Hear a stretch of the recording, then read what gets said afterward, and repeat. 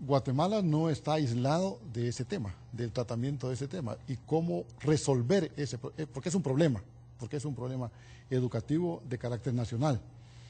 La delegación alemana en la conferencia mundial planteó este problema, pero lo planteó en términos mucho más avanzados. Ellos dicen deben de existir modelos inteligentes para la selección de los estudiantes o quienes van a accesar a la educación superior. Pero la preocupación de ellos es también el tramo que está antes de la universidad.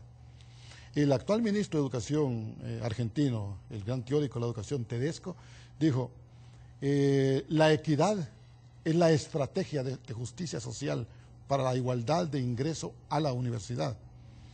Pero si usted aborda nada más el tema de acceso o el tema de equidad o el tema de pertinencia, sin el sello de calidad, sin tomar en cuenta el tema de la calidad, entonces el acceso a la educación superior no tendría sentido, porque el acceso solamente tiene sentido si hay éxito. Un profesional que ingresa, un patoja que ingresa a la Facultad de Ingeniería a cursar una carrera de ingeniería eléctrica, ingeniería mecánica, ingeniería civil. Si esta muchacha o este muchacho no concluyen sus estudios con éxito, obviamente va a ser un profesional sin éxito. Entonces, el sello de la calidad se debe imprimir en el proceso. Pero, como usted está preguntando el tema general en relación a todo el sistema educativo nacional, efectivamente Tedesco, el ministro de Argentina, hablaba de que es necesario la articulación con todo el sistema educativo nacional. Nosotros en otro momento, en un libro que tengo yo que se llama El camino de la educación en Guatemala, estoy planteando la creación del sistema educativo nacional, porque orgánicamente, aun cuando existen niveles de cooperación entre la guatemalteca y el Ministerio de Educación en programas concretos como el tema de la capacitación y profesionalización, orgánicamente no está establecido. Entonces hay agendas en paralelo. Cuando en un país no existe un sistema articulado en el campo educativo, las agendas educativas siempre van a caminar en paralelo. Y ese es uno de los grandes problemas que tenemos en nuestro país. Porque, por ejemplo, digamos, el siglo XX se considera en algunos puntos un siglo de grandes avances. La tecnología se desarrolló tremendamente, pero también hay un análisis generalizado que incrementó desigualdades y que estas desigualdades también se empiezan a reflejar en el área educativa inmediatamente, porque la calidad de educación que hablamos que desde la preprimaria ya no es similar, va creando grados importantes de desigualdad. La Universidad de San Carlos de Guatemala, por ley, lo establece en nuestra Constitución, es la rectora de la educación superior pública.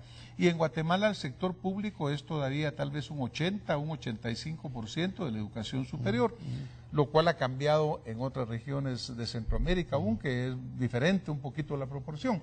Entonces, por eso preocupa pues en el sentido de decir, bueno, estos niños, estos adolescentes, ¿cómo vienen preparados para entrar a la universidad?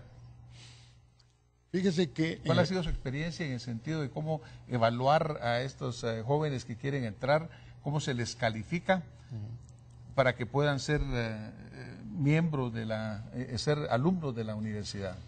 Doctora Redondo, usted sabe que en Guatemala la educación secundaria está en manos, el 85% de la educación secundaria está en manos del sector privado y solamente el 15% está en manos del Estado.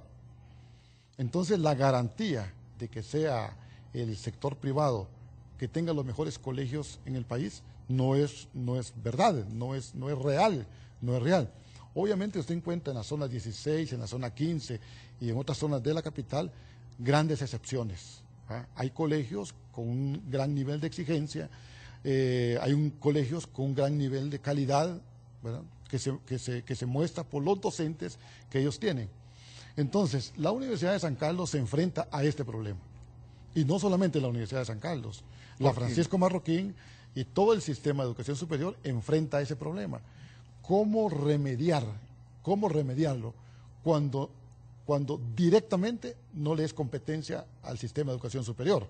Pero es interesante lo que usted menciona, Olmedo, en el sentido de que 80% entra de estudiantes van a nivel superior a la San Carlos y 85 o 75 en la parte privada, en el nivel anterior, porque esto crea una asimetría al final, ¿no? Así es. Y obviamente al no tener una injerencia directa o una articulación directa, pues va a causar serios problemas en la calidad del estudiante, ¿no?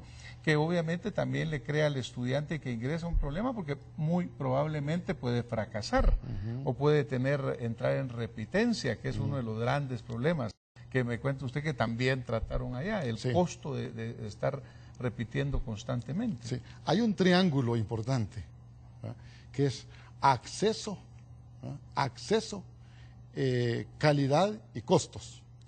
Es el triángulo de hierro. Esta fue una ponencia que presentó un investigador inglés y él le fue dando vueltas a ese triángulo, colocando de diferentes maneras y cómo resolver el problema del triángulo de hierro. Es acceso, calidad y costos. Porque usted sabe que uno de los grandes problemas de las universidades públicas, como en el caso de San Carlos, es la masificación. En este momento estamos hablando de más de 130,000 estudiantes. O sea, el financiamiento de 130,000 estudiantes, que significan laboratorios, docentes, es altísimo. Entonces, usted lo mencionó al principio, el tema de la tecnología.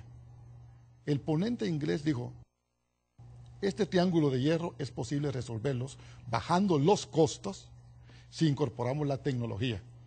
Al incorporar la tecnología tenemos que hablar de otros modelos de enseñanza. Ese es el punto, ¿verdad, Olmedo? En el sentido que tenemos que hablar de también el hecho de implementar